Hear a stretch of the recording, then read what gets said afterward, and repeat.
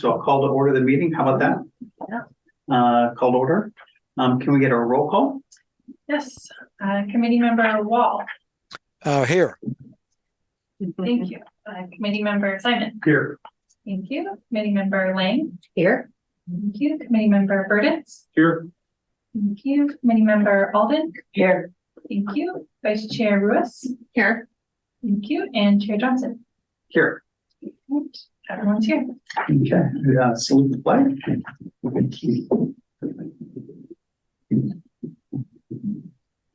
Pledge allegiance to the flag of the United States of America and to the republic for which it stands, one nation, under God, indivisible, with liberty and justice for all. Okay. Do we have any buddy on the line for open time, public comment? We do not have any members of the public online. That was easy. The minutes were distributed a couple days ago by Phoebe. Was there any discussion on any of the meeting minutes? I have a very minor comment, which is because I wasn't here for the July meeting, I abstained on the approval of the July minutes. Okay. August, no, July. Yeah, but you weren't here in August. No, I was here in August, so not here in July. Okay, So I abstained on the Got approval of the July minutes. got it. At the August meeting. So Got it. So that just was missing. we'll accept that edit. Is there any other comment or discussion or edits? Seeing none, can I get a motion to approve? Amended. Huh? A motion to amended? approve as amended. And I'm abstaining from this vote because I wasn't here in August. Thank you. Can I get a motion to approve? Motion to approve. Can I get a second? Second. Second. All those in favor say aye. Aye. All those opposed say nay. And abstaining is Leslie Osley. Mhm. Great. General business. We're going to have a presentation and discussion of Corte Madera residential building inventory data for countywide electrification plan. Yes. We're motoring through today. Long title there, but this is mostly just an informational item for you all based on some interest that was expressed at the last meeting on building data. And it just so happens that this analysis is being completed as part of the countywide electrification plan development. So this building inventory analysis was completed by Christina Ward, who's the sustainability coordinator for Marin Climate and Energy Partnership, or MCEP. And the data that I sent out as an attachment in the agenda packet was just the residential data. But I actually received the commercial data from Christine just an hour ago. So I popped a couple of those slides in here. And this analysis was not just completed for Corte Madera, but for all of Marin's 12 jurisdictions. And it will be posted on the county's website, should be by the end of this month. So you can take a look at, see what other jurisdiction data looks like as well.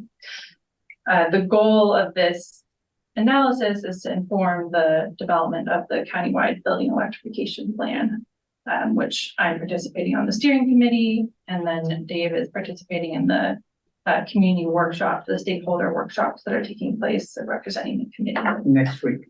Yes, and the next one is next Wednesday. And so yeah, most of this slideshow was included as in your agenda packet, but I'm just going to go through it and see if there's any questions, and also introduce the commercial data, which I took a lot of time to look at, but can send out after the meeting. Do you want us to hold our questions and comments until the end, or you want to take them as you roll? Yeah, you're welcome to jump in if you have questions while we're going through. I can't guarantee that I'm going to be able to answer them all since the Christina works analysis, but I can definitely get back to you with the answers. Yeah, and you said that they'll be available on the county website. Could you just send out to us what that, just since all of us may not know exactly where that website is, could you just send out where that website is for us? Yeah, I'll send it out when it becomes available. I'm not sure that they've actually created the page yet. When it's available. Yeah. Great, thanks. Yeah, so just a disclaimer on this data, it comes from a variety of sources and most of them are surveys. They're not exact data. They didn't go into every person's home and see what appliances you have. So the numbers that are included in this analysis are really estimates. Keep that in mind. Do they give an error range? In the data sources themselves, Do they estimate an error? I would guess that they do, since Oh. there are sort of these formal surveys that are done by the Census Bureau and the state. I don't have those off the top of my head. So just starting baseline with our latest greenhouse gas emissions inventory. This was from 2020. And you can see that about 23% of Corte Madera's emissions come from building energy use. Most of that is natural gas use, 19%, and then 4% emissions from electricity use in the built environment. And 75% of those gas emissions are coming from residential natural gas use. So that's really the largest sector using the most natural gas compared to commercial. David, just, sorry, you can ask questions in the middle? Yep. or you want- Sure, yeah. So I read I think the footnote which somewhere here that this includes all trips originating or ending in Corte Madera. So people coming to the malls are counted in that transportation. Number. Is that right? Okay. Yes. That's a really great point. Yes, so it doesn't include pass-through trips on 101, people that don't stop in Corte Madera, but it does include trips that are starting and ending here. Right. Trip generators, So starting and ending or, starting and Or or ending. ending. yeah, so, All that mall traffic. yeah. Excuse me, let's hear. I think that's a really good point. And maybe we've discussed that before and I didn't know it, but I think it gets at, Martin, I don't know if you're shaking your head, but, Well, we haven't really discussed that, but it would be interesting to take the population of Corte Madera, the number of vehicles, and come up with what we'd expect, this population of vehicles to have, because that's what we, can control in our town, because we can't, make people in Nevada or Sonoma get electric vehicles. And to see what the population's contribution to that would be, because there is significant mall traffic, which is great for us. It's kind of a scope 3 emission, isn't it? I mean, we benefit from people buying stuff in Corte Madera, so yep. We should be responsible for the emissions that. I'm not saying we shouldn't be concerned about it, but in terms of talking to the citizens of Corte Madera about their vehicle use, we could maybe attenuate this some. I don't know. It's just something. Because I mean, someone could say, well, of course it's high. You got all these people coming to our malls, right? I mean. Well, on the other hand, we can encourage people with electric vehicles to come to the malls with charging stations, et cetera. I mean, yes. I realize it's a limited. Yeah, we can't force Corte Madera residents to buy EVs either. But that's a good idea for the Chamber of Commerce and the malls to promote, come to Corte Madera and charge your EV while you're shopping. That can be a selling point for coming Yeah, or I think to here, I keep reading everybody's name at the end. All the way down. That had, said, and safe places for e-bikes. Yeah, if people are going to shop with them, which we keep thinking it is needed both at the ferry, which is in Larkspur, not Corte Madera. And here, I think that's It's part of the regional approach, right? I mean, I'm sure we'll talk about the acceleration plan, but that's a regional, Marin County-wide thing. And we should be thinking about corridors and everybody in area.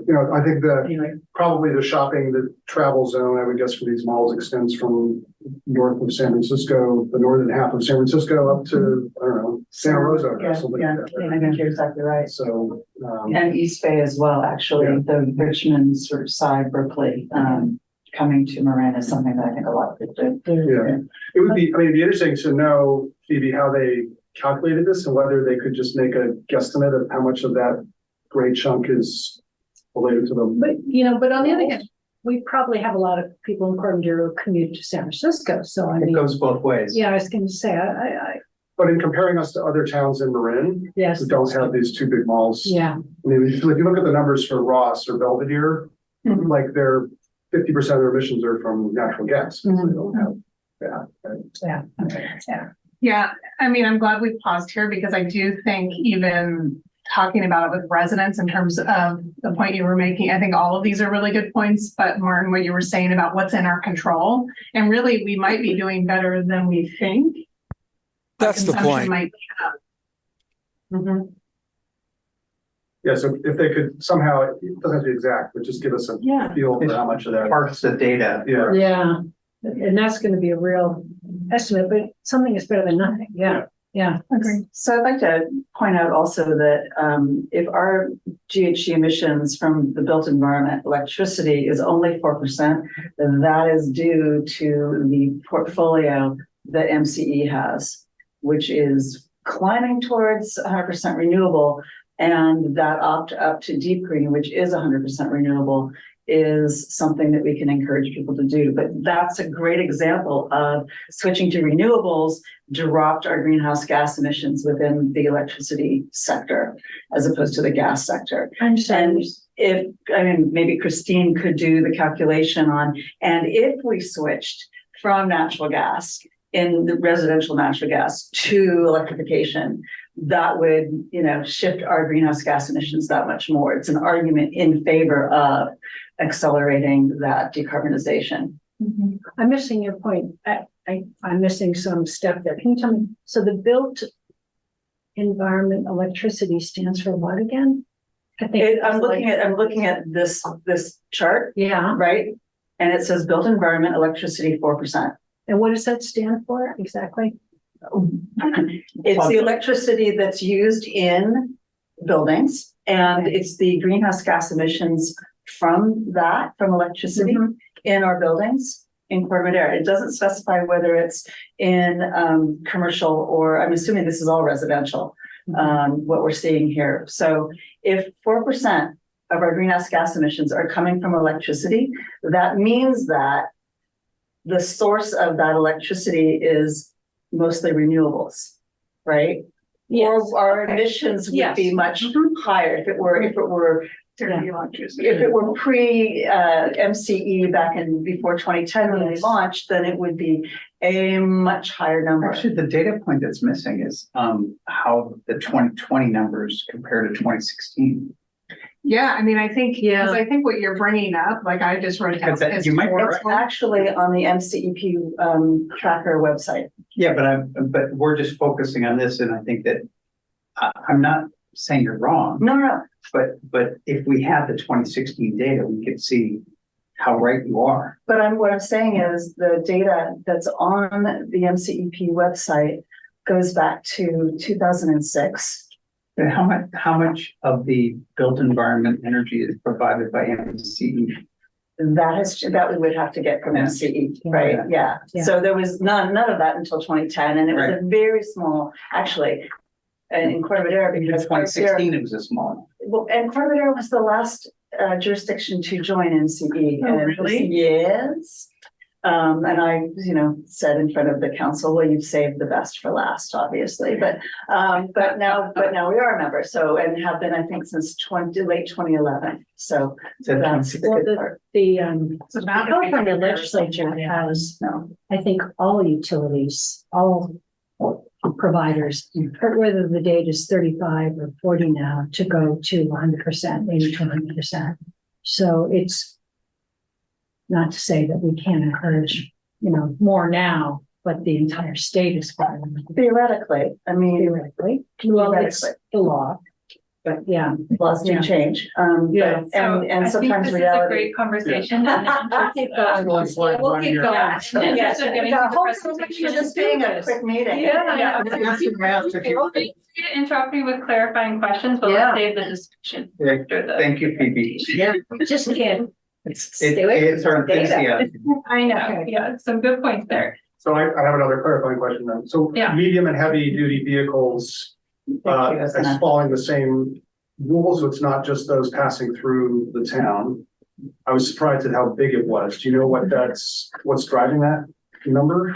I do not. Okay. That's a good question. Is it- Well, a couple reasons is because they're heavier, they have extremely high, low mileage, high footprint. But what of those are actually starting and ending in Corte Madera as opposed to the pass through? Apparently all of them, but I just don't understand why it's so big. Yeah. Even then, I mean, does that like All the fire contractors and trucks? pickup trucks? So or they would be yeah. coming from outside and not starting and stopping, starting and ending their trips in Corte Madera. Yeah, so Those are more the the pass-through. appendix to the inventory does have a more detailed methodology, which may explain some of that. And I can check in with Christine. There is a 2021 inventory in progress that should be completed this year. There's been some delays with just getting the data that's needed. But that is coming and that should provide some Let updates. me just say, just clarification, just to comment on that, anytime you have construction with roads or houses or building your town hall, you're gonna get these vehicles in here. That day after I'm day. curious why I'm curious why that number's in the residential data though. That's a good question. This is not the residential. This is all just starting with our complete emissions. This is everything. Yeah, so either our So built environment includes the malls, for instance, in terms of their emissions. Really surprises me. yeah, Really? yes. Okay, but we should let you keep going. Counted this. We're on slide 1, guys. Yeah.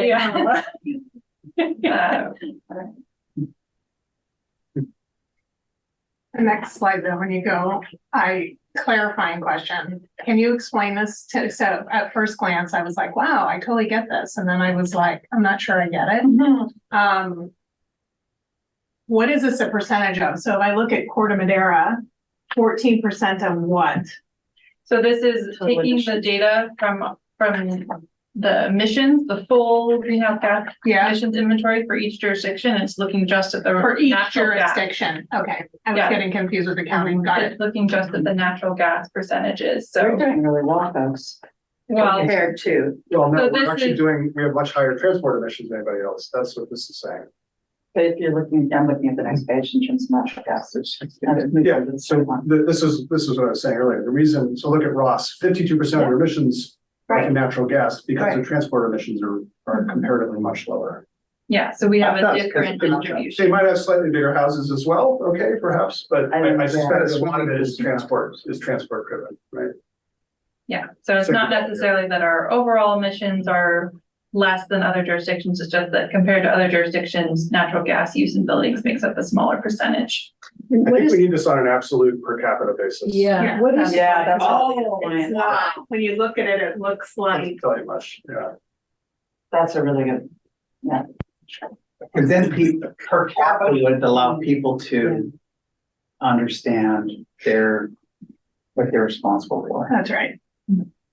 So, and this, Phoebe, this is why I asked, when will all the data be available for all of Marin so that we can answer those questions more specifically about who's, what sectors are providing how much for the county overall and take those percentages, and we can do it on a per capita basis, which would be interesting. Anyway. Yeah, this data is actually available now because it's just from the 2020 greenhouse gas inventory. So if you go to the MCEP's website, they have all those inventories available there. I think if someone said we need the absolute numbers to really kind of make sense of where we stack up. Yeah, Yeah. that's a good comment. I'll share that back to Christine. Yeah, but this does show what the electrification will do for us as a community, in terms of percentage. So we look at it that way. To be fair to you, Phoebe, what this is pointing to maybe is the need to have a session with Christine in one of the coming months. Just if that's possible. One thing I found with dealing with data is if you list out specifically the questions you want answered, it's much easier to try and pull together the data that's relevant. So if we have, just we can at some point want to sit down and say, we would like to know these things, and you can sift up the data. But anyway, That's a good comment. I'm sorry, Phoebe, you said she's gonna do 2021 when? It should be completed this year. Okay, so it could, It's in progress. okay. Because then it would be cool to have her. Yeah, Yes. yeah, I can make that request, yeah. Mhm. And maybe, focused on the delta between the two. Yeah. Really. So this is a new slide, wasn't in the agenda packet, but comparing the residential gas use to commercial. And the sizes of the pies are sort of communicating the relative size. So only about 25% of gas use is for commercial uses compared to 75% for residential. And there's also different distributions, different appliances using the most gas in those two different sectors, which I'll go into in a little bit more detail. I have one question. I mean, I'm seeing space heating do 32% and water heating 59%. I mean, maybe there's been a penetration of heat pumps, but it's usually the reverse. It's usually space heating has much more natural gas consumption than water heating, but maybe that'll show up in. Yeah, I would say it's probably related to our climate here. We don't need to use a lot of space heating, so compared to other parts of the state. Whereas if you look at the statewide graph of this, it's more evenly split between space and water heating. But here, it's just the heating load isn't as high, is my interpretation. Look at the commercial though, it's. Right, that's, Who knows? yeah, and there'll be some more detailed breakdown of the commercial side. But this is just sort of taking a step back. We're thinking about electrifying the entire Corte Madera community. That's over 19,000 appliances, equipment, and vehicles, including over 7,000 vehicles, which are responsible for the bulk of emissions. But then this data is really going to dig into the building electrification side and the building appliances there. I really liked this slide. Yeah. Yeah, it kind of gives you a sense of the scale. 3,000 space heaters to go. Yes. 7,000 cars for 9,000 people. Right. So on the residential side, we're thinking about electrification there. Some important characteristics that we want to know are what is the type of housing, single family or multifamily, and are those units owned by the people who live there or are they rented? That a lot of time impacts people's ability to make changes in their building. So in Corte Madera, 74% of our housing stock is single family homes and 82% of those single family homes are owned. So those homes, it's about 2,500, may be easier to electrify because people who live there are able to make changes and they're going to see the benefits themselves of making those changes. Whereas in the multifamily side, that's about a quarter of our housing stock and 71% of those homes are rented. So there's a greater challenge there in implementing electrification measures. Another characteristic that is important is the age of the house. Not only are older buildings more likely to be less energy efficient, but they're not built to today's energy code, which is pretty strict. And they are also more likely to have a 100 amp or less panel, which is not impossible to electrify on, but it can be a challenge. And in some cases, those panels will need to be replaced, which adds cost. And then on the newer side of the spectrum, so 2000 and up, those homes are more likely to have been built with AC, which eliminates one of the benefits of switching to a heat pump HVAC system because they already have the AC and heat pump HVAC is sort of a 2-in-1 situation. And those homes are also more likely to have instant gas water heaters, which have a lower space requirement than heat pump water heaters, so it may make it more difficult to retrofit with a heat pump. So the sort of sweet spot that this data suggests is those homes sort of in the middle, the 1980 to 1999 column, because those homes are more likely to have a 200 amp service that they can electrify more easily and have some aging appliances that are in need of replacing.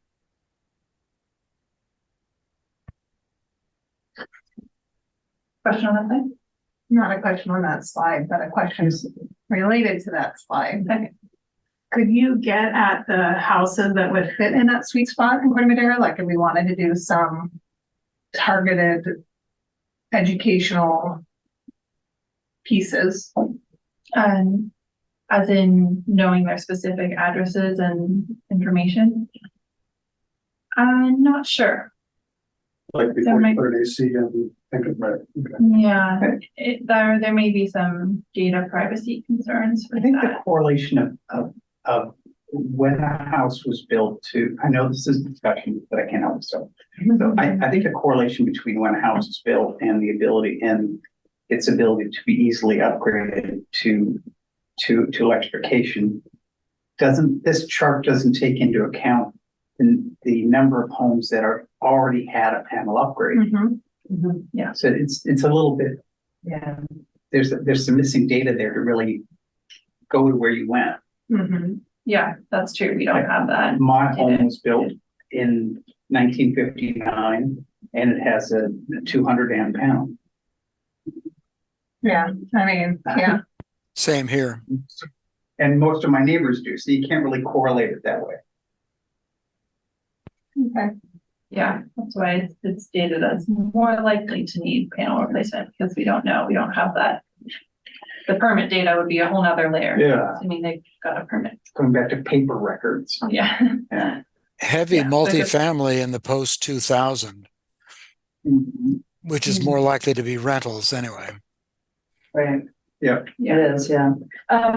Just another quick sidebar. So before 1980, it looks to me like we've got about 2,600 living units, whether they're rented or single family or apartments. It looks like there's 2,600.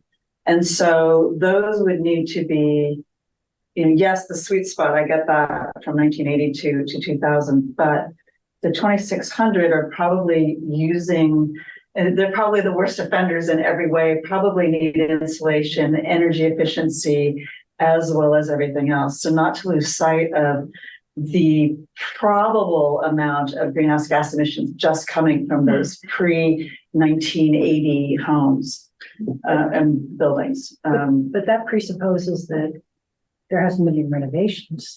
It doesn't presuppose that there haven't been any, but I would suggest that if there are 2,600 and they're older homes, the chances are that the ones that have not been upgraded and renovated are really, the worst offenders. So we don't know those numbers. Right. Yeah. Can I just make a general comment, which also ties into the REACH codes, which I mentioned to Ben PV0 on, and I think also Leslie the other day. The thinking about replacing, I think, is slightly flawed. I think we should also think about and, not or. So, for instance, we're thinking about just buying a small electric space heater. We fall, unfortunately, we're like exactly one of these bad examples. We did a renovation 5 years ago, upgraded our panel, put in an AC. And so now I'm in, geez, I don't want to do a heat pump. I think we also did a new furnace, actually, now that I think about it. So it's like we're exactly the wrong arrangement here. But so we're thinking about, geez, well, how do we reduce our emissions? And each thing is just to get a cheap electric space heater to put in our home office instead of turning on the heat, right? So that's one. The other one is like the on-demand shower heads, which are electric. So you don't have to turn on you're not using hot water out of your hot water heater. These are really affordable things to do that reduce emissions. They don't require you to replace your panel, take out a perfectly functioning, gas-powered furnace or water heater. And it's much more accessible to people who maybe, not have disposable income to make big upgrades. Those are great messages. Yeah, and I think it's Rewiring America does have a really great list of a renter checklist, what renters can do, and they include some of those items like portable appliances that they could, take with them and are lower cost. But those have to be renters. I mean, we're owners. Right, right, that's what I'm saying, yeah. I could buy a $79 space heater and stop turning on my heat. I mean, Right. and we have solar, so it's like zero emission. But I'm looking at this big chunk between 1940 and 1959. My house fits right in the middle, but that's when Corte Madera just boomed, right? And started really being developed, that and into, the 60s and 70s. But, my house was built in 48 and it was built for this climate and post-war. And it's, sticks and siding and drywall, and eighth of an inch thick windows. So that's the sort of home that, especially as those homes are aging and they're perhaps people who live in them are aging. Again, they could be house rich and cash poor and not able to do the sorts of upgrades that would also make them resilient to climate change. The big swings in longer, hotter days.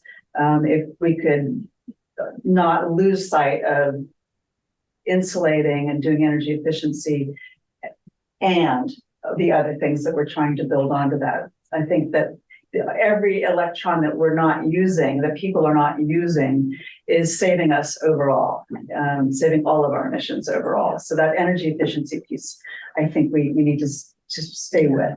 And I just want to make a clarifying point to read your chronicles that Martin and I have been putting out, but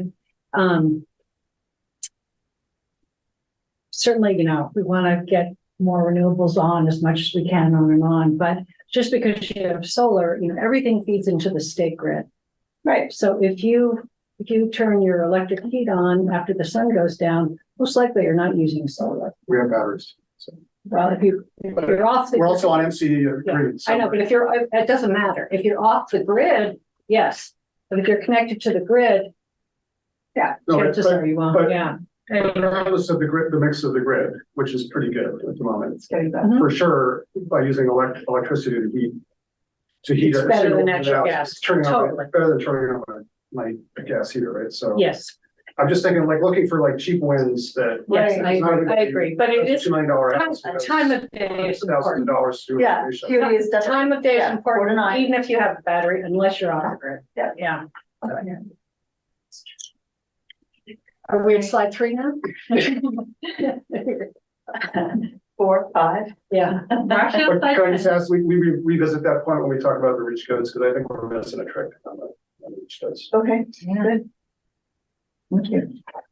And so this slide is digging a little bit more deeper into those appliances and where they are. The most homes in Corte Madera have natural gas, water and space heating and cooked appliances. And then there's smaller percentages of other natural gas using appliances. And of those natural gas users, water heating is using the most natural gas, was commented earlier. And space heating is the second biggest chunk there, 32%. This is just like great, I'm sorry, this is just great data, both of these. The idea that 82% of our homes need 3,400 water heaters need replacement.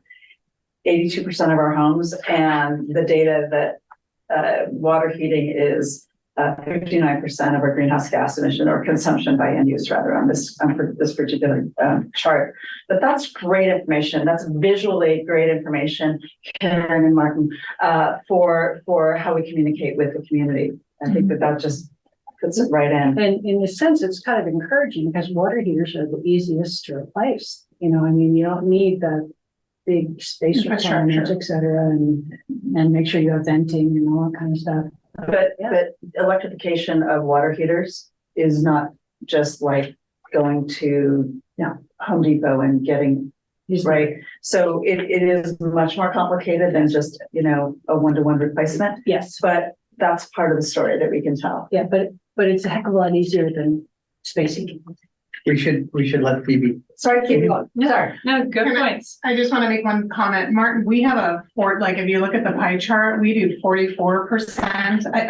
I might be getting the numbers wrong, but we should probably relook at these numbers because I felt like water heating and space heating were actually the same. Mhm. So you might. Yes. They were. So, I think And that we- was the California-wide data that was being used before. We don't need to, but it's just worth pointing out that we should look around afterward and just make sure we either update or decide which one is to Does that use. include commercial maybe? I don't know. It says residential. The data that I recall seeing was in some paper that was on the website, at any rate, or maybe the plan, was that it was a typical San Rafael resident that they then, sort of like used as an extrapolation for Madeira. So I don't know where that data came from. Christine would be the one to answer that question. Yeah. And Phil's got the other chart, but we'll look at it. Yeah. Okay, I just wanted to call it out. Yeah. That does reprioritize. Yeah. So these last two charts in the residential section are sort of showing the same data, but in different arrangements. So this is equipment by gas equipment by housing type. So again, see that most of the gas appliances by the numbers, which again are estimates, are in single family residential homes. And then this one just has the housing type on the x-axis and then the percentage of gas appliances. Can we go back one? Sorry. On the left axis, this is the number of appliances? Yeah, Okay, thank you. estimated numbers. Thank you. Yes. It would be really interesting, I'm like an economics nerd, so I love like cost of abatement and that sort of thing. It would be really interesting to look at too, the point that Ken just made about the relative cost of replacing a water heater versus furnace. You have twice the emissions coming from water than from space heating. It'd be interesting to look at kind of on a cost per avoided ton, what these replacement costs and where's your bang for your buck? In terms of incentivizing people on. Yeah. During open time, I've got a great story to tell. But I'm gonna tease you. You have to wait till open time. Okay, so moving into the commercial building inventory analysis. Too. Yes, Because this was not in our packet. this is not in the packet. I just received it an hour ago, so I don't have a ton of analysis on this, but this is again, the gas consumption by end use in commercial buildings. You can see that it's different than residential and I'm sorry, just a question. Emissions in Corte Madera for residential versus commercial. Do you have a sense of that breakdown? yeah, it's well, for gas usage, it's 75% residential, 25%. Okay, so this is 25% of our. Yes, Okay, correct. Thank This is 25% of gas use in Corte Madera. But here, water heating is a smaller percentage. But there's a. This graph gets more into the details because it does vary by, of course, the type of commercial building. So you can see a restaurant has a lot more natural gas use for cooking compared to other commercial building types. But this is absolute total emissions by type of emitter, right? In commercial. Right, this is the gas In use. Therms. Yeah. Terms. Proxy for emissions. And then you can look and see, for example, lodging, that's the commercial. So is Mrs. Retail the big dark green? Yes. So retail's the Yeah, largest single category. And what does that refer to? Like the urgent care facility or a gym? What is that? health, I would assume, is hospitals and medical facilities. Which we don't have in Corte Madera. You might be right on the gyms. Yeah, that's a big chunk. The Bay Club. Yeah, I was wondering if it's gyms and we have an urgent care and anyway, so it would be really nice to be able to target those businesses, if they're in the health world to, help them consider more seriously shifting. Having been a member of the Bay Club, I know, for instance, so they still lease their facilities. So I don't know that they have control over their They'll have their own meter. finances. A They lot have of their them own do. meter. Yeah. They don't control the appliances themselves. They, Why don't they do small- within their, I believe that they do within their footprint. It's definitely managed by a company, and we have to we've been talking about this in the policy group, is like, how do we do that outreach to the property managers of the larger, Yes, right? that's correct. Yeah. Because some of Because the them, mall, like if it's in the village or town center, it's like, how do you get right, that? exactly. And if each of the tenants has their own meter, that's one thing. If they're, and I think most of them do, but if they don't, then how do you disaggregate use for one large parcel? And that would be maybe more of a commercial office building. But for instance, is there one water heater for the entire complex, or are there Probably no? not. I don't know. Yeah, that to me, Those are that's really the good key. questions, Is it yeah. store by store? Is it, where does the heating come from? We're asking a lot of questions for him, but Yeah. for the Bay Club, I would suspect that air conditioning and heat and their swimming pool and their laundry are probably the main. Yeah. The water. And Safeway has, manages all its lighting, refrigeration, all of that. Refrigeration. And, then heating as well, but Macy's has its own entire system. I assume Nordstrom does as well, with backup diesel generators, but all of their space temperature management is on site and belongs to them. It's just part of their bottom line. I don't know about the smaller Have we tenants. ever engaged with the property management companies or the landlords at the two malls? I contacted both Macerich and Colliers, so I'm working with them on coming up with some kind of writing them a letter. They've asked for a letter to explain what we can do. And so I've got to talk to the city staff some on the permitting, which is expedited for EV charger. Okay. Yeah, and so Developing I've also talked to Marin Joe's, as the high school owner. And so they've asked some questions, and we'll have some repartee.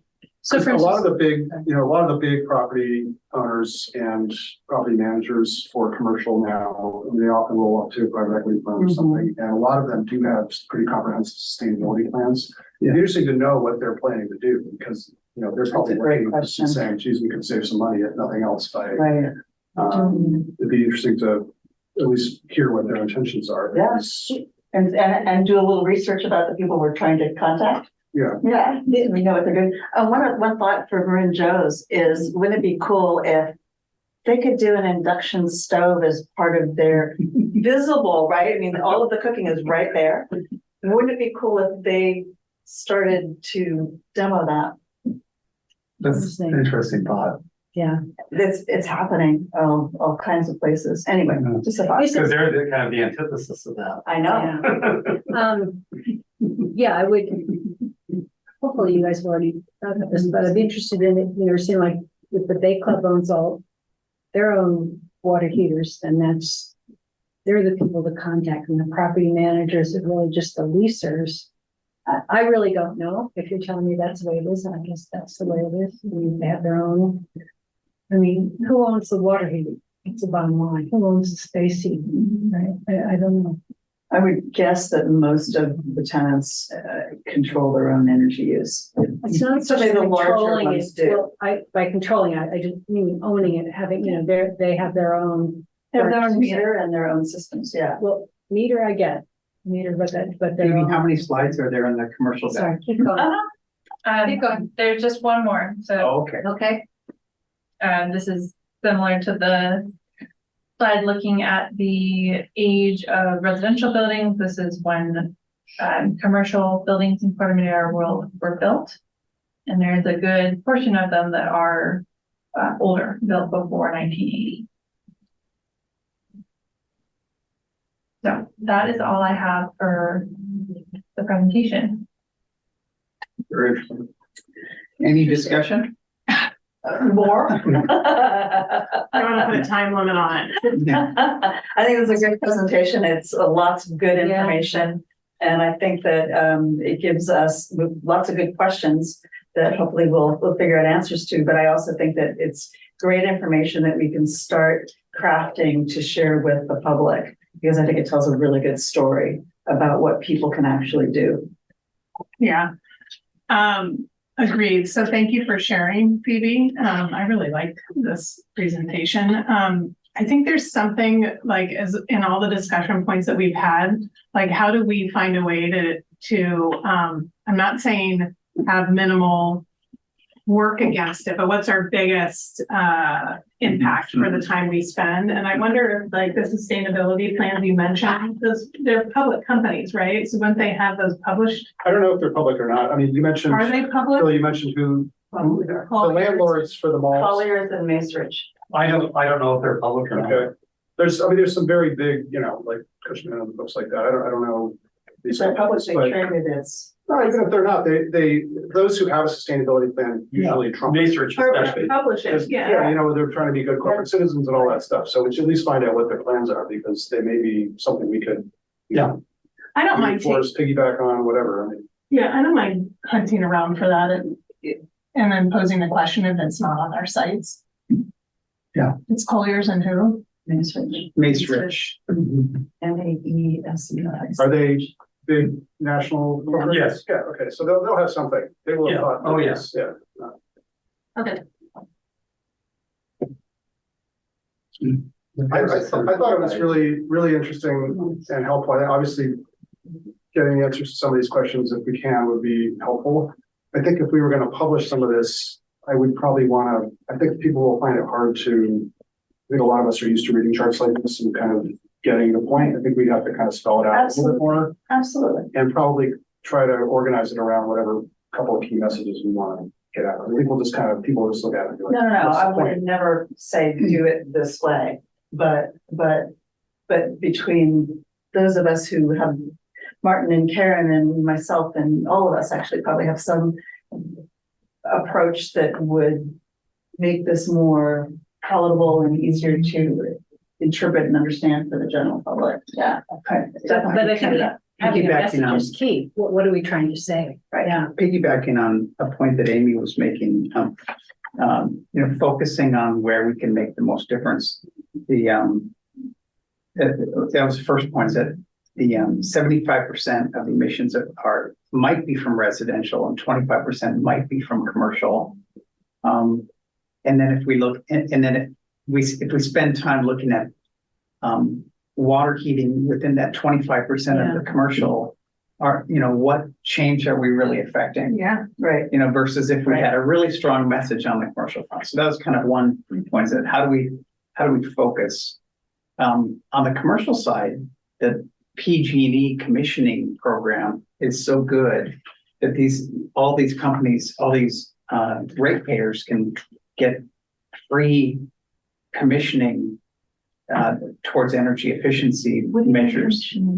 They come by and they look at a year's worth of energy and assessment data, and then they look at they come up with a recommendation on how they can what things are cost effective and what things PG&E will even pay for, and that those but then now I am focusing on I'm commenting on commercial that's 25% and then efficiency measures. So that's kind of one strand of comment. And the other one was kind of the latency of the data, is that we're having these aha moments on data from 2019 when so many of these things are changing so fast, and the incentives and the rate of change is so fast. It's almost like if especially on the residential data where I like to focus because it's 75%.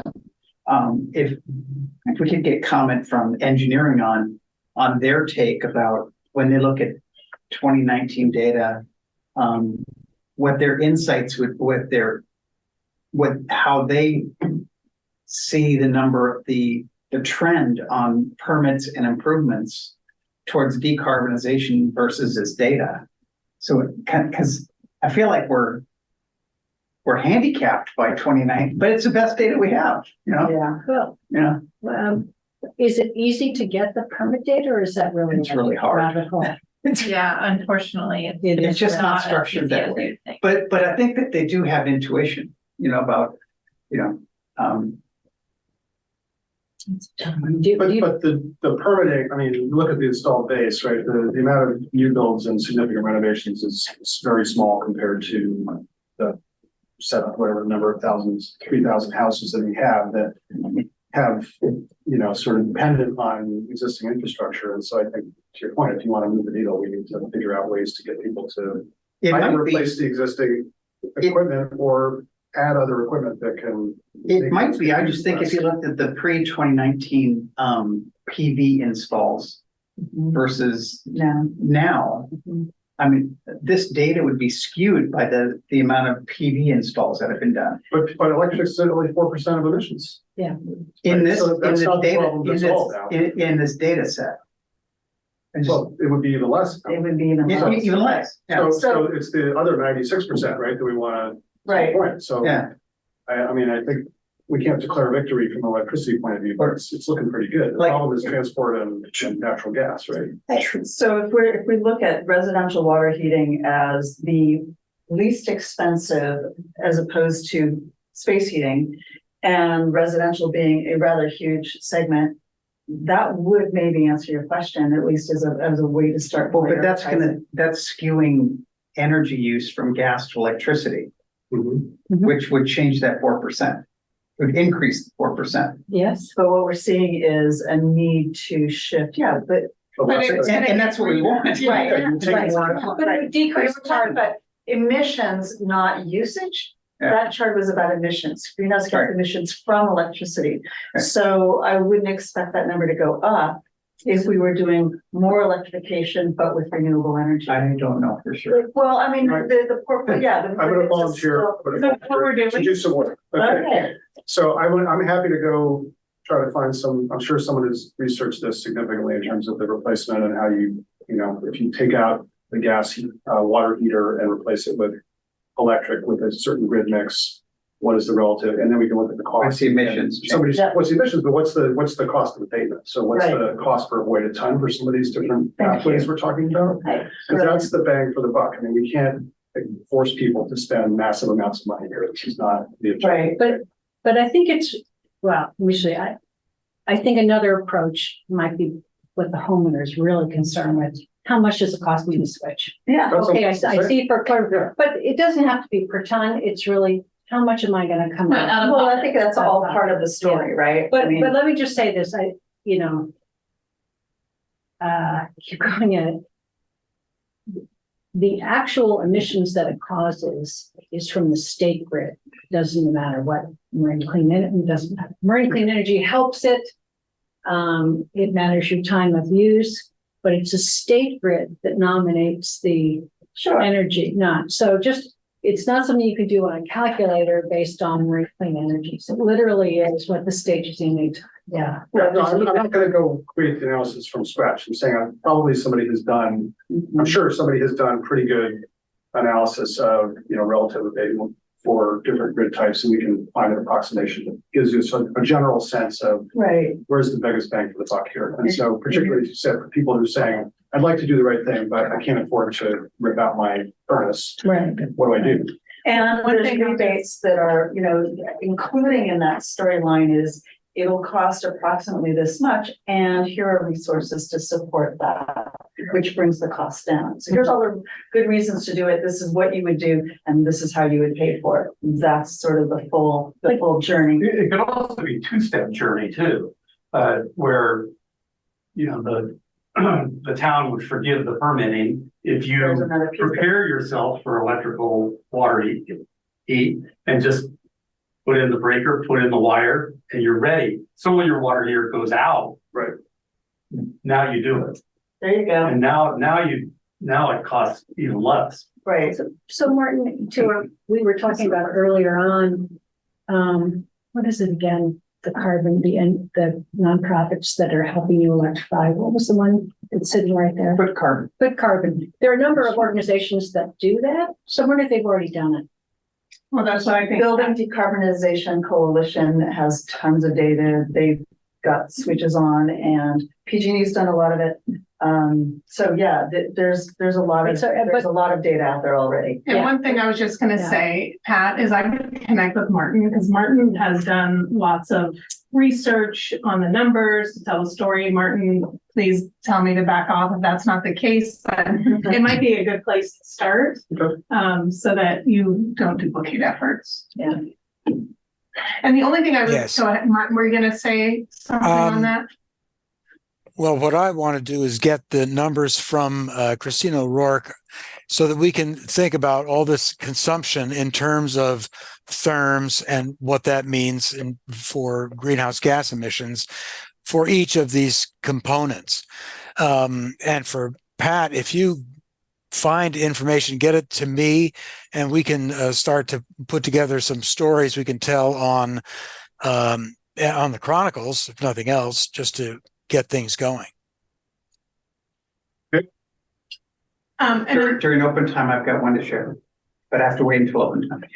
And then the last thing I was gonna say about this too, is that we do want to focus on residential because it's the biggest piece, but I want to come back to the bang for the buck. So like if we can connect with somebody that actually has a ripple effect, and that's why I think the malls could be interesting, then you actually hit a number of, you can make change happen versus like us getting pledge by pledge actually takes a lot of work. So Yeah. Just because if in fact that each tenant is responsible for their appliances, yeah, I don't know the answer to it. then you have to go tenant by tenant as opposed to. Yeah, I don't know the answer, but I think if we do the homework and find out that that's not the case, Yeah. I think wherever we can amplify and ripple, that's where we're gonna have the biggest impact. You're right. Any other comment on this one, this topic?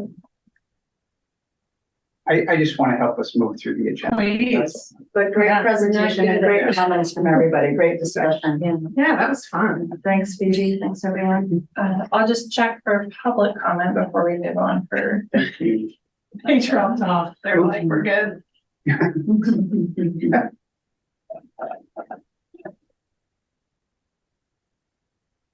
I'm not seeing any public comment on this item. Okay. Is this water like from today? Yes, yes, go ahead. No, taste it. Okay. Anybody else? I'm good. Thank you. I've got my 4B discussion of past and upcoming community outreach events. Amy? Amy, say it. Yeah, so I'm happy to jump in. So obviously we had the Lions Club car show, which I think every year it gets better and better. I know we had Pat and, oh my God, Me? but Karen there, and because you were new to the event, it would be interesting to get your feedback too. I didn't get the pledge number from Annika. I was going to report on that.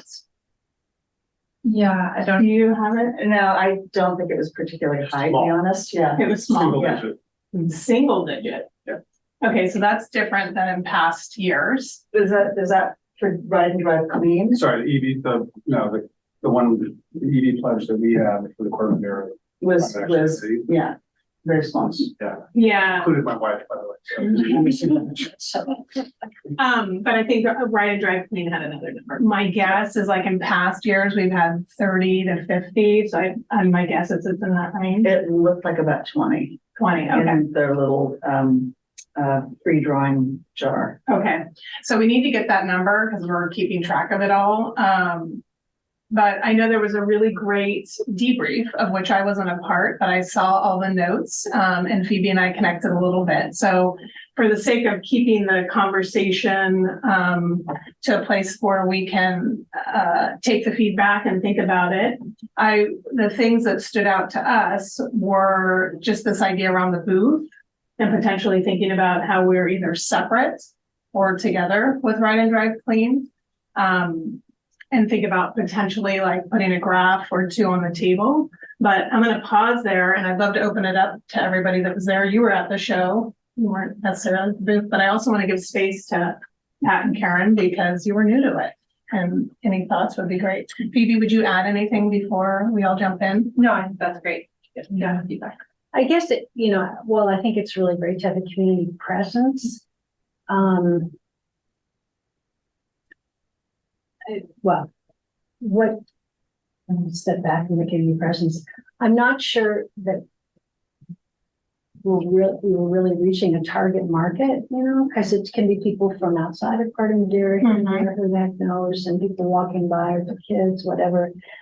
And I was struck by, I'm in a meditation group, and we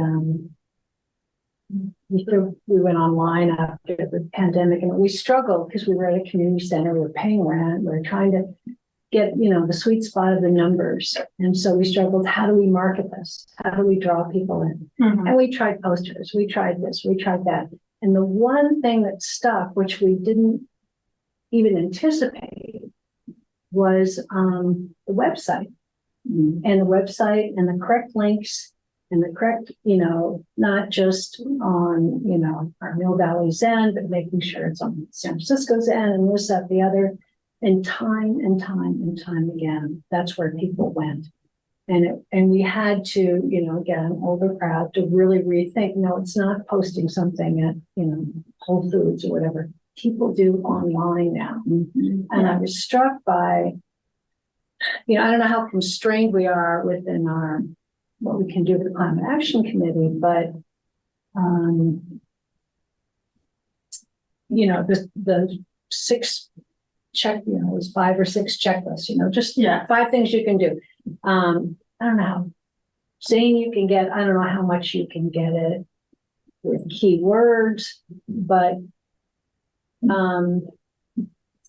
you know, I kind of go back and forth. It's great to have a community presence to say, hey, we're from Corte Madera and we're doing this. But on the other hand, if we're really trying to make an impact, I kept thinking, well, maybe we should be revamping the website and making it more.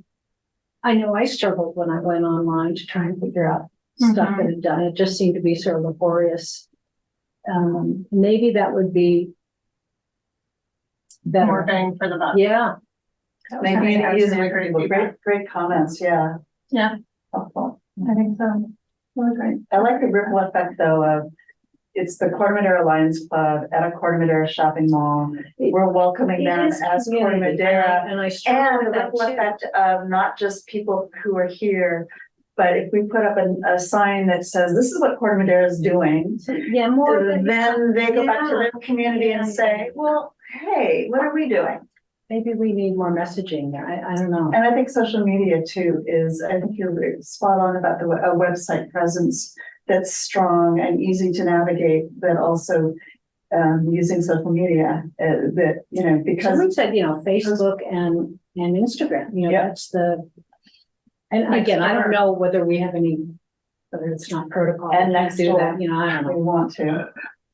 Anyway, there you go. Yeah, Yeah. it was, we did post it on the notices about the car show on the Right, Facebook right. and Nextdoor and newsletter and Right, everything. but I meant, Like ads and Messaging in promotion. general. Got it, yeah. whatever, I'm sorry, go ahead. I didn't have that many sort of quality interactions with people in the 2 hours that I was there. It felt like, I think firstly, we need a much bigger sign. Like, I don't think people came to the car show because they knew that the Climate Action Committee was going to be there. Look at the cars. So what you want to do is once people are there, they see a big sign that says Corte Madera Climate Action Committee. They go, oh, I didn't know we had one. That's Right. cool. Right. I want to go, what is that? Like, what are those people doing? So I felt like we were kind of missing a trick on getting people who live in Corte Madera to come over and say, oh, this is cool. Like, I didn't know this existed. And then I felt similar to Karen. I think it just felt a little bit unfocused in terms of, other than the EV pledge is the only call to action we have, but that's a little bit niche, right? I mean, to sort of get people to sign that, and it's very defined in terms of whether they're actually going to do it or not. So I just wonder if there was some more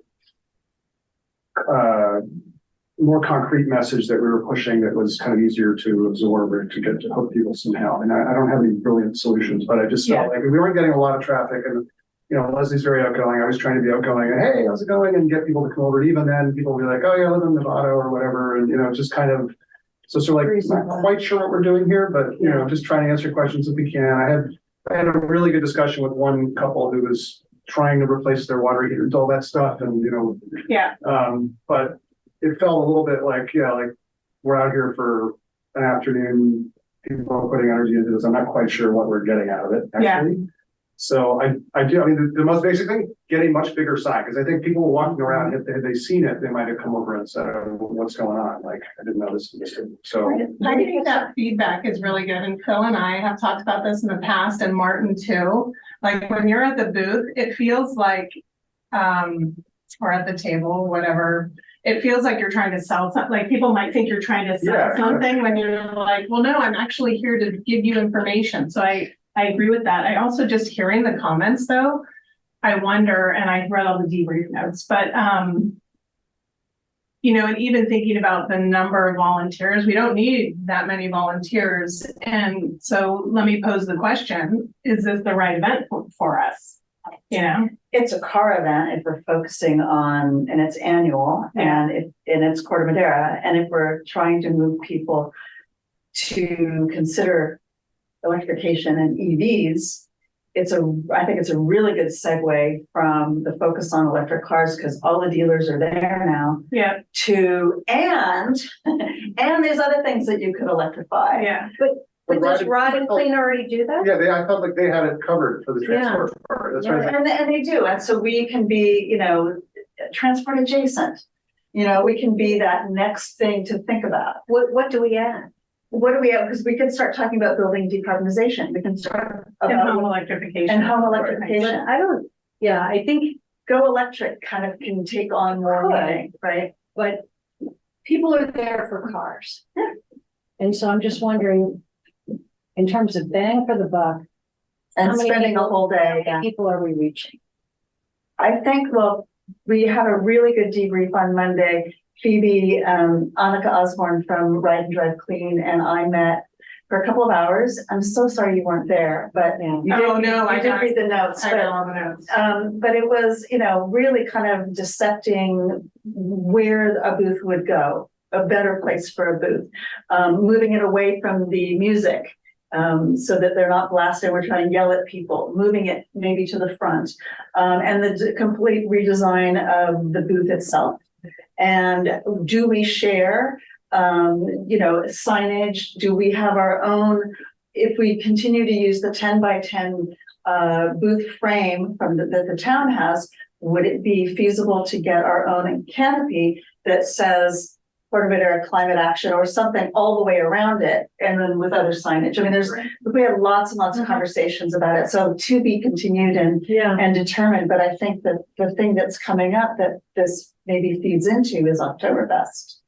Well, so that was a question. So just to round this out, though, I think it's really good feedback, but I also want to use the lens of how much more we put into the booth presence when it's serving the purpose of being in the community, but it's not necessary. Like, if we all agree it's important to be in the community, we should go to, you know, to farmers markets, the car show, just because we need to be in the community and we need to have a voice. But it's not where we're going to get 100 pledges or move the needle. Then I think we agree on that as a goal. And so with that, I would say whatever changes we make or things we want to do for the presence, my feeling would be we should really think it through and make sure the effort is equal to what we're going to get out of it. Yeah. So, For instance, I if think that, I'm sorry, just to, I think the sort of again to Karen's comment about the website, and maybe a more effective way is just get people's attention. So that's signage and being in the right place. And then let them know that there are resources. Yeah.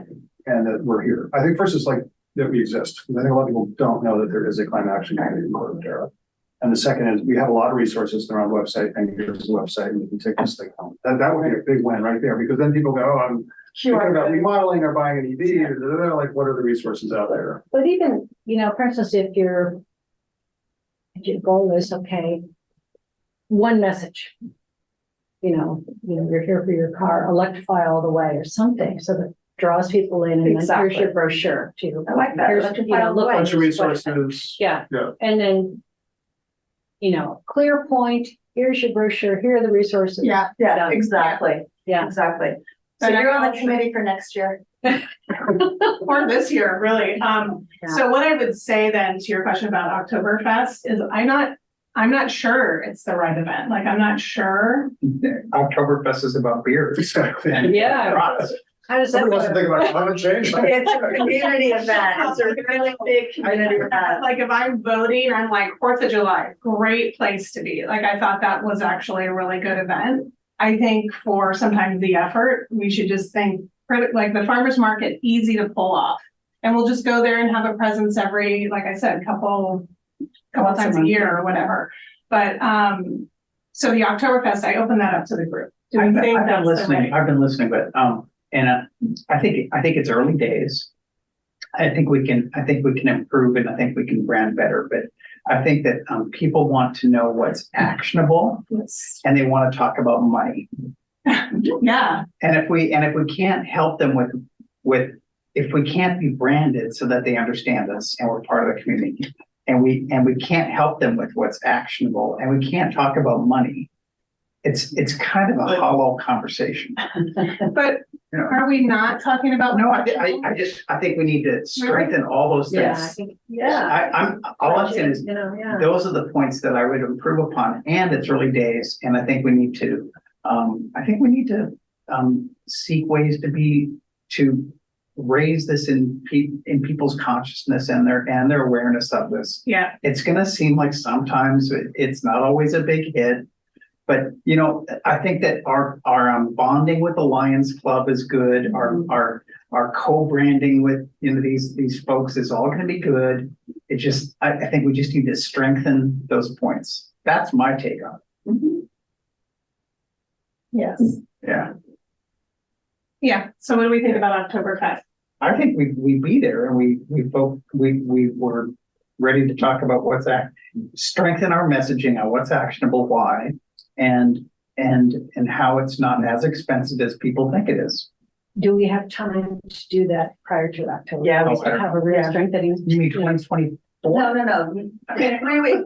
Yeah, right. So 4 weeks with a brochure with resources, yeah. We do have actions, right? We created a checklist, and actually the checklist was I thought, unless you guys felt differently about 4th of July, those are actions that the community Yeah. can take, and you have to really get out and pull people in. Like, nobody's Yeah. coming to the booth to say, hey, what do you got? What's going on? Like, But I guess here's my thing, I'm handing out a checklist, but there's no sense, does this really make a difference? There's no like, oh, to connect it to the impact. yeah, Yeah. and it's like, Yeah. I agree with that. yeah.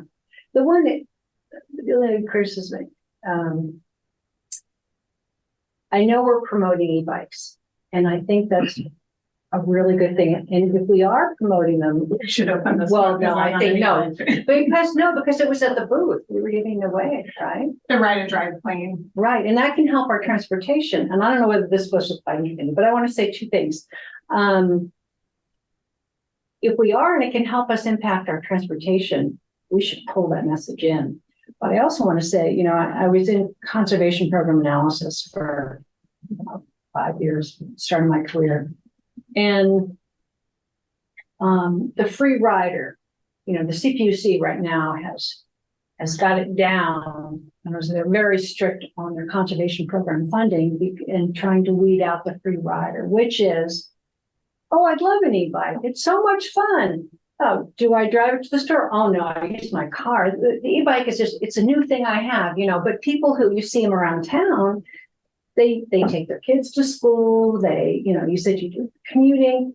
And so how do you get that market? But you don't just, you become very careful about your messaging and your subsidy to it, that you're hitting the right market. Yeah, So- I can't speak. I mean, Yeah, I know. I just want to say, I don't know, so we were, you're promoting it all the time and, anyways, we should, it has huge potential, but I see some issues with it, I want to try to move us along. Sorry, go. Because we've got a really great few other comments. points on the agenda, but did you get what you needed on No, Oktoberfest? so I need to finish up here. And the other piece that I just want to bring up on the checklist, and I'm sort of looking at you, Martin, but I don't think you can tell, is the intent with the checklist was to deliver impact and actually getting there and creating and doing all the math. Just, we couldn't get it. We couldn't do it. So Could you do a pie chart? You don't have the data, I think is, Yeah, it's, you don't have the numbers. and Is that kind of, yeah, like for every, and Martin, I'll let you chime in on this because you did all the background on it. Yeah, well, we had the best example is, going vegetarian, what's the impact? And the data around that is so varied, that we couldn't pin it down. So, and I talked with Karen about that. Yeah, we had a lot of issues with just getting the data. That's really what that amounts to. Do you have another take on that? Who are you asking, Martin? We can't tell. Amy, because she was asking me. No, I think that's a great example. Like it was just hard to get at it. I think it's a worthy cause and we can continue to revisit it, but it's not easy. I think I wanted to make this point with our other discussion about data, but I take these things as kind of indicative. I think oftentimes we really seek precision in these data sets. And I think that maybe it's best that these are indicative. We've seen trends, we've seen Or directional, right? Directional. Yeah. but to spend time on drilling it down to a percentage point or 2 or 5, it just seems like Yeah. Agree, but Let me just say, I think in Martin, in one of the pieces that we did in the Chronicle, I pulled that profile out from the town plan, I guess, which had the typical carbon footprint of a San Rafael resident. And you can quote, typical resident, Marin or whatever. So then you put the site and you're off the hook. Kind of, I don't know. yeah. no, I think that that's really important. I think a lot of people want precision. They want proof. They want to know your citation. They're really more defensive perhaps than curious. But I think that but that's legitimate. And I think we need to be able to answer those harder questions and those more challenging discussions. And so to be able to say, this is a trend, this is what we're seeing, and have some backup. I mean, we do need to be able to say, well, we didn't just pull this out of the air, and we're not. But I think that's, that builds trust with any audience is to, we're not just making this up as we go along. There really is background data and science that supports what we're saying. Yeah. Even if we don't have a specific current today picture, it might be from 2020.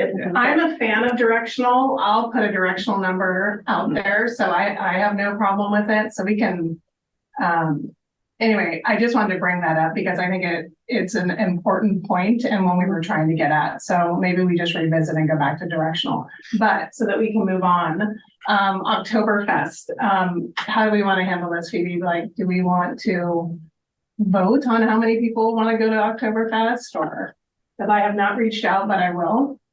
Yeah, What's the date? maybe just, It's the 14th of October, I think. yeah, it's a Saturday, it's October 14th. And maybe just, Yeah, it's up at Yankee Park. I'm not sure I'm understanding the question. Well, the question is, one, should we go as a committee? Should we have a presence there? And then if so, who wants to volunteer? And it would be what we had at the car show. There won't be a revamp of any materials. Unless whoever volunteered wanted to do that. I live 3 blocks away. I will help. Certainly with setup. Happy to help. I'm not sure. I think Oktoberfest is ranks right close behind the 4th of July as far as community event. I'll attend and I'll give time. Okay. Anybody else? Review? No. Yeah. I actually can't do it that weekend, but. Okay. And I can do it, so that's good. Okay, so I can put you two on that. Yeah. Okay. Well, anybody else? I can't commit to it because I might be away, but there's a 50-50 chance. Let's see if we can get some other volunteers to help. But this goes back to something that's come up several times, and that is whoever volunteers, including us, that we know what we're talking about. And if we need to kind of gather ahead of time and kind of train everybody up as to what the talking points are, where to find stuff, what the point is, etc., we need to do that before we open for business. especially if we have volunteers from outside this group. Because they're not necessarily going to be up to speed about what we have available. So it'll be you two. So I think you two can speak to the checklist. Speak to it, yeah. Okay. But I tell you that, Can we, will we get help from town on setup and no, maybe will we? Get- Everything is good to go. I mean, it's pretty. Yeah, Okay. all the Okay. boxes of materials. Because I extra hands to set up and shut down are really nice to have. That's all. Oh, I see. Yeah, I can probably be available that weekend. Okay. and can we have the town vehicle? But So I think the first thing is send an email and make confirming. sure we can be at the event. Because I would See love, about it. but one of the things that we talked about, got a whole list of things that came out of the conversations, both on the day of, as well as in our recap the other day. But if having the town vehicle and having some large readable banner of some sort there that says what Corte Madera is doing really is engaging. I love that. Right? And so that can be designed and printed and delivered in days as opposed to months. So if we, and you know, I love it that we have Can the, I just, we have limited time. yes, sir. It's a small group we're gonna have to coordinate Okay. with, so we can do this. Okay. We can do And this. Amy, do you want to be part of this? We just let us wing it. No, Just- so what I'm gonna do is working with Phoebe, I'm gonna reach out to Julie and make sure that we can participate and Sounds- see if the town, if the car is there, then Phoebe has to be there with you. If the car is not there, you guys can do it on your own. That's easy. Yeah. Okay. I'm gonna move on to item 4C. Great. Item 4C, because I want to save time for updates. Phoebe had attached to the agenda in an item request form that I think is really going to be helpful for us. Yeah. I think this is brilliant, whoever came up with this. Okay, let me ask. Want to request a revamp of the website, would that be an agenda item or would that be? Great topic. Oh, sorry. Yes, Let her I think do the it. answer is yes. I Yes. think that's just the type of thing. That's Okay. perfect. Yes, so this item is for committee members requesting that a topic be placed on the agenda. And really the goal of this form is to just help me collect all the information that I need to put an item on the agenda. So there's the basics, like which meeting you'd like it to come at, what it should be called, what the purpose of the item is, who is going to lead the item, if it's you or someone else. And then also what do other committee members need to do to prepare for the item? So oftentimes there'll be an attachment that's associated with an item. It could be that, it could be like we did today, talking about who wants to volunteer at Oktoberfest, having people check their calendars before they come to the meeting so people know their availability. And then if you need anything from staff to bring the item. Good point. So there haven't been, this is specifically for committee members or if we have an ad hoc subcommittee in the future to request an item, if it's a staff-led item. And I've said that I'm going to bring the item. Obviously, you don't need to fill out this form, but it's just really to help me gather all this information and make sure it's ready in time so that when we get to the meeting, we're using our time efficiently and people are all prepared for the item.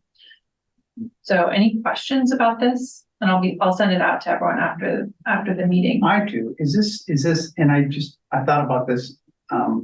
I got a preview of this because Phoebe sends the agenda to me as a draft, but is this best done were you conceiving this as individual or could this be something like a Google Shared Doc? Where there's transparency in generating an item? Yeah, it could be a shared Google form. What do other people think of that? Oh, so I could see Yeah. if Dave submitted a request. And then you could add to it, you could comment on it. Well, so Well, so it would have to be. The Mr. Brown Act. Yeah, so it would have to be, if you and Amy were, for example, we were working on the youth ambassador item and you're ready to bring that to the full committee, you two could collaborate But on. the whole committee can't do it. No. Okay, But it's probably best used, we have the future agenda item on the agenda, so it's probably best used for an item that is brought up during a whole committee meeting. Some other committee members agree that it would be good to have that item on the agenda. then you go back and fill out this form and send it to me, and we talk about it and make sure it's ready to bring to the committee. But if a couple people wanted to generate one together, as long as we don't violate the Brown Act, we can Yes, do that. yeah. Any other discussion on this one? Can we still just, in this meeting, request a agenda item for the next meeting, or do we have to fill this out? Yes, you can definitely bring it up during the future agenda items Okay. topic. But if it's sort of more involved, if it's not something that I'm gonna be bringing back myself, then you should fill out the form. For instance, revamping the website, I can see where that would result in a subcommittee, but is that best addressed by requesting a subcommittee, or can we do it? We're moving away from subcommittees to more task oriented. Ad hoc committees. Ad hoc, we're really going towards tasks rather than, and this is something that I'm getting used to too, but so rather than having a subcommittee do it, and maybe it's just this is the words here, but when a task comes up, we want to be task oriented, not generate a whole subcommittee to do something. So what would, So looking specific at to the, revamping the website, what would that be? yeah, task specific to the website, and this is something that this group has discussed quite extensively earlier this year. If there are additional recommendations, changes, I would suggest that would be a group that wants to work on that outside of these meetings, and then bring whatever their recommendations are back to a full committee. Yeah. And then at that point, you would fill out the agenda item request form and bring it to the committee. Yeah, or you could add it, hey, we want to put that as a topic to discuss, right? So. Right, it just And it depends seems kind how of we want slow, to spend but our that's the way the meeting. bureaucracy works. Okay. Can I make a just a suggestion is maybe make it a form? Anyway, we don't have to do that, but Oh, like a Google form. yeah, Yeah, that's a good suggestion. I'm a big fan of Google Docs and Google Forms. well, then we all know where to go Yeah. and we don't have to print it out or write it in a Google Doc or Do we have a shared Google folder? we're not allowed to. I didn't think so. So how are we gonna do this? Well, she can send us the link to the whole. Okay, I think the way this would evolve is that Karen would say, I'm really interested in doing this. I talked to Dave, he has an interest as well. Phoebe, can you generate a form that we can use to fill out so we can bring it back so we can recommend a topic? Is that what you're thinking? Yeah, or Phoebe, I So want to put this on, and she goes, here's the link, and you fill it out. Yes. Yeah. okay. It's the way bureaucracy works. We've got to go through these steps because we want to be transparent for the public. About finding the link. We want to be transparent for the public. They need to know when an action item is coming up. I'll send it to you so you can text me if you need it. I think it's a brilliant idea and it's going to bring some structure to this and we'll get better use of time. I'm still confused as to what to do to try to revamp the website, but you tell me. That sounds like an agenda item. I actually did a lot of work on the website but I think that it's something that we can always improve. And I actually haven't gone there for a while. Okay. And I take no pride in the website. I think it can be improved. And like Phoebe said, this group spent time on it, staff spent time on it. So we want to be fair. Okay. Yeah. Karen, you're always welcome to share feedback about the website, and we Oh, can yeah. connect on it separately as well. Yeah, maybe I'll just do that. Yeah. See.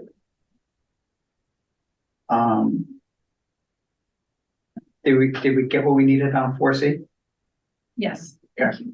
Updates and reports from staff? Oh, Just, do we need to open up for public comment on any of those items? Or is there any public here? there is not, Okay, well, that was easy. yes. Okay. From staff, just a brief reminder to let me know if you're not able to make any of the meetings, and we're starting to get into the holiday seasons. Our next meetings are October 18th, November 15th, and December 20th. So if you think you're gonna miss any of those, or will need to attend remotely with your address on the agenda, just please give me a heads up. And that's all I have for stuff. November 18th, did you say? November 15th. 15th, okay, and December 20th? Yes. Okay, thank you. It's probably already on my calendar, just want to make sure. What's the October No, date? that was a good. October 18th.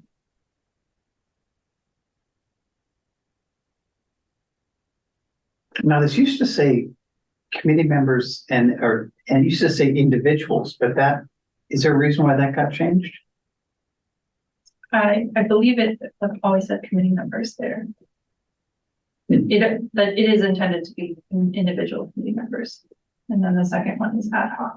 Oh, that is individual. Okay, yeah, sorry. Okay, so anything else from staff? No. Okay, I've got something I've been waiting to share. Wow. Very patient. So, no, there's this group that Leslie and I attend from time to time, Kevin Morrison's, and he shared, these people's real data on real costs for real projects and how incentives really work is really important. So Kevin shared his Quit Carbon report with me and said, share it. So he did he replaced his home hot water heater with a 72-gallon tank. And he did not, and a 72 heat pump hot water heater actually dehumidifies the air in the install. So then it needs to have a plumbing drain. So he didn't need to have a plumbing upgrade because he had that. The 72-gallon, I'm starting with the details because that's actually really matters. He chose a 72-gallon hot water heat pump that is a 120-watt appliance. And his home, he did not need to have an upgrade to his panel. He already has a 120 amp panel in his house. So the quote from the plumber was for $9,175 all in for the job. And there was the benefit of going through Quit Carbon, and as the contractor did, is they found 6 rebates, and it was only 6. It could have been more than 6 in the if he would have been doing more than one appliance. There's another program that if you do 3 to 4 appliances, there's even more money you get.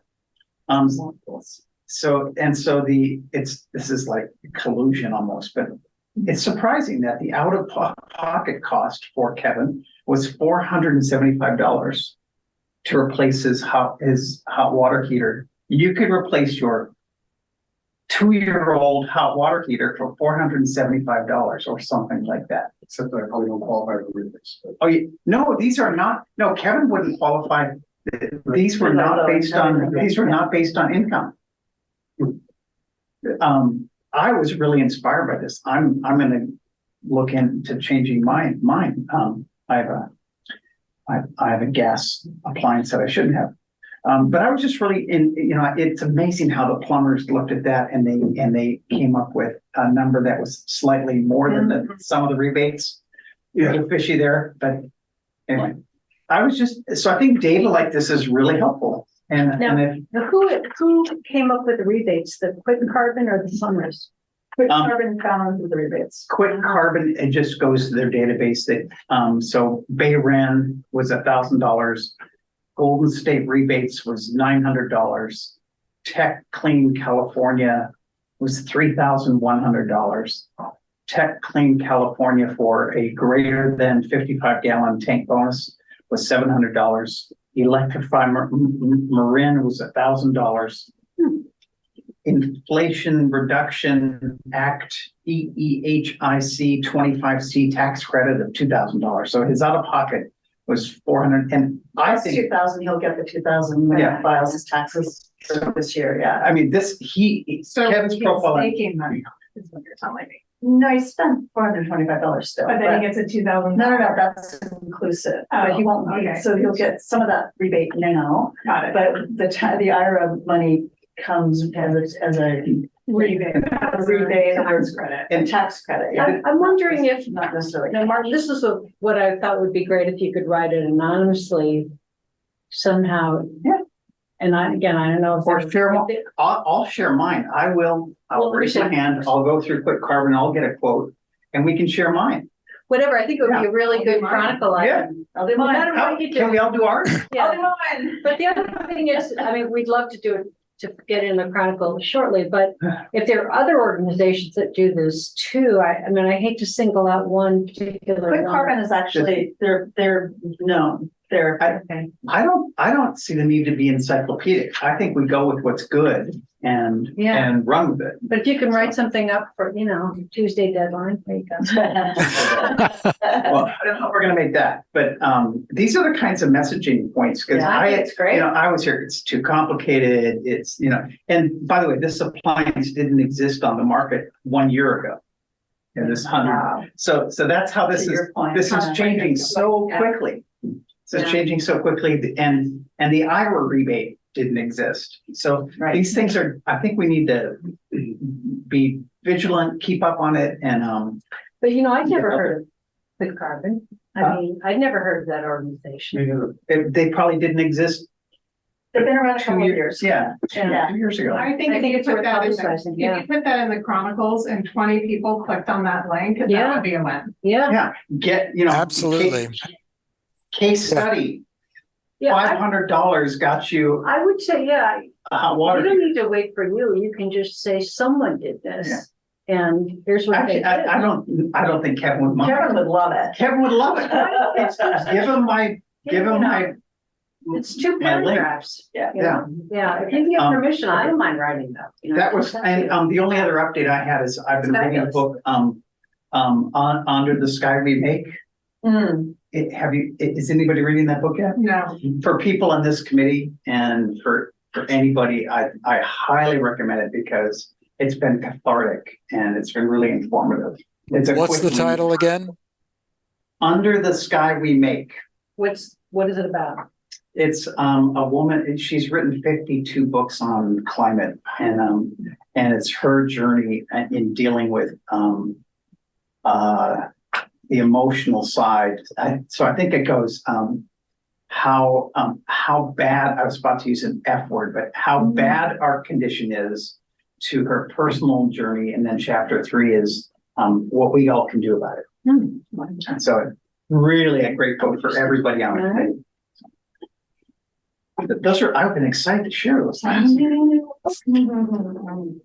Is that, anyone else or any subcommittee updates? Yeah, just, it's not a subcommittee, but just, my task is around the EV acceleration, strategy, so I'll plan to bring some thoughts and reactions, maybe recommendations to the next meeting in October. Maybe if you and I can find a time to get together, I think, I read the report, it seems to me we're doing most of what's in there already. I don't know everything that we're doing, so I just want to kind of map that together and then figure out ways that we could actually potentially collaborate with the county and this initiative. If you want discussion and we want to benefit from public, we just have to agendize it, so. Yeah, no, okay, I'll get that. That was fine. That's the next item, right, is future agenda items, so. Anyway, it's underway. Bill, we should, Get together. coordinate. Yeah, I wanted to read the report before we did that, but maybe next week we can. Okay, good. By the way. And then I have a quick update that for the student ambassador discussion we discussed last time, I've put together something for us to look over, which is a Did you send that to me? just yesterday, so you can, but, if we move it far enough, we'll get it. So, I almost got to that item on the list. beat you to it. Anyone else? Nope. Okay, anybody want to make a recommendation for future agenda items? I'd like Yeah. to have an update on what's going on with Berkeley and the Restaurant Association. The thing I could figure out was we're waiting for the on-bank, That's right. and just to know when that's going to happen, it's something that we should be on top of and aware of. So Yeah, what is this? It's the California Restaurant Association sued the city of Berkeley. That lawsuit's being paid for by Southern California Gas. And the lawsuit is to overturn Berkeley's restaurant gas prohibition. And so it passed in the first round.